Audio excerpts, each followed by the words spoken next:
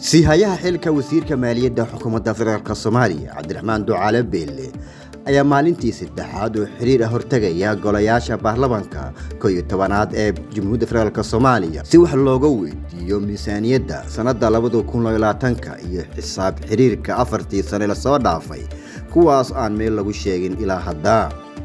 Beelle waxaa wasiirka maaliyadda loo magacaabay 21kii bishii Maaj sanadii 2017 waa ku dhawaad 5 sano iyo bar inta uu xilka hayo. kaliya hal sano ayuu xisaab xir sameeyay kaasoo ay ka maqneed in ka badan $30 milyan afartii sano ee hartay. xisaab celintii in ka badan 1 milyan iyo bar ayaa ku maqan sida warbixinadu ay tilmaamayaan. Beelle wuxuu ku doodayaa inuu xisaab xir miisaaniyad sanad kasta u gudbin jiray guddoonka baarlamaanka oo iyagu qaadayeen mas'uuliyad daradaas. hase yeeshee guddoomiyaha golaha aqalka sare Cabdi Xaashi Cabdullaahi ayaa hortiisa ka cadeeyay inuusan wax dukumeenti ah la wadaagina. Wasiir Cabdiraxmaan Ducaale Beelle wuxuu 5 sano la soo dhaafay sidoo doono ugu tagrifalay xoolaha dadweynaha waxaana xilliyo kala duwan lagu eedeeyay wax isdaba marina. dhawaan waxaa looga yeeray xafiiska xiraaliyaha guud ee qaranka si wax looga weydiiyo dambiyada maaliyadeed ee musuqmaasuqa ka dhacay xafiiskiisa. sanadkii hore Beelle wuxuu $10,000 u diray Sahro Axmed oo ah gabar uu adeer u yahay oo degan dalka Australia si ay ololo doorasho ugu gasho. hase yeeshee xisbiga Liberal Party oo ay xubin ka ahayd ayaa ogaaday in Soomaaliya lacag ay ka heshay waxayna u diideen baratankii kursigii baarlamaanka ee koonfur bari magaalada Melbourne. Beelle wuxuu la taliyaha arrimaha dhaqaalaha wasaaradda maaliyadda ka dhigay gabar uu dhalay oo lagu magacaabo Hibo Beelle taasoo mar la taliye ka noqotay xafiiska ra'iisul wasaare Khayre. wasiir Beelle waxa uu mu'alifa heeso Soomaaliyeed waxaana ka mid ah heesahaas hees ugu magac daray Soomaali waa mashruuc. malaha ujeedka uu heesta u sameeyay ayaa soo maray 5 sano la soo dhaafay. aan ku soo laabano miisaaniyadda dowladda federaalka Soomaaliya sanadkan oo wasiirku u gudbiyo labada gole ee baarlamaanka taasoo gaarayso $918.7 bilyan oo ah midii ugu badneed ee xukuumadda soo meel marisay.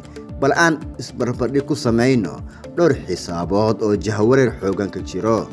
tusaale beejka 10aad xisaabaadka revenue-ga ayaa aad isku miliqsan oo dakhliga ka soo xarooda fiisaha ajaanibta iyo Soomaalida baasaboorada ajaanibta wata sanadkii 2020 ka soo xarooday lacag dhan $728,644 Mareykanka halka sanadkii 2021 waxaa ka soo xarooday $21,621,321 waa dakhliga siyaadaya.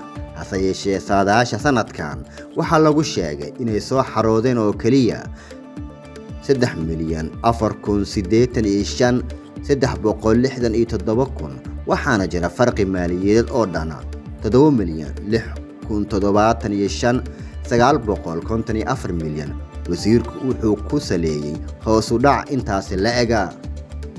baasaboorka fiisaha dakhliga ka soo xarooda saamaynta baasaboorka Soomaaliga waxaa ku qoran in 2020 wax lacag ah ka soo xaroon sanadkii 2021 laga helay oo kaliya $2,910,000 halka sanadkan la qiyaasayo inay soo xaroon karaan $5,528,165. wasiirku sidoo macquul ku noqonaysa arrintaas ayay xildhibaanadu ay isla hadal hayaan.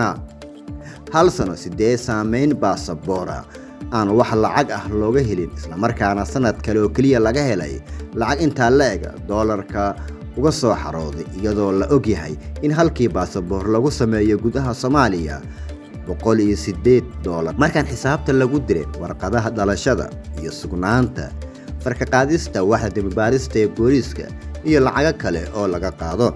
Beelle sida dadku ku qanciyeen yaabka kale ayaa waxa uu noqonaya in wasaaradda maaliyadda sanadkii 2020 waxaa la sheegay inay isticmaashay lacag aad u badan isla markaana sanadkii 2020 ee lacago intaa la eg ee isticmaasho way tahay in sanadkan 2020 loo qorsheeyay inay isticmaasho lacago ka badan tii markii hore ee isticmaashay. sidoo kale xildhibaanada ayaa waxa ay weydiiyeen maxay tahay wasaaradda aad wasiirka hoggaanka u tahay in 35 milyan ay u adeegsato sanadkii tegay. dhanka kale qarashkii baxay sanadkii 2021 ayaa sidoo kale waxa uu noqonaya mid aan isku dheelitireen. sanadkan miisaaniyaddu waxay ku dhowdahay $1 bilyan oo dollar, laakiin aan isweydiino muxuu kororkeedu u soo kordhinayaa bulshada? ma shaqaale cusub ayaa la qaadanayaa? ma mushaarka ciidanka iyo shaqaalaha ayaa la kordhinayaa? xildhibaanada miyaa gunooyinka dheeraad ah helaya mise keliya biilasha korontada, internetka iyo xafiisyada?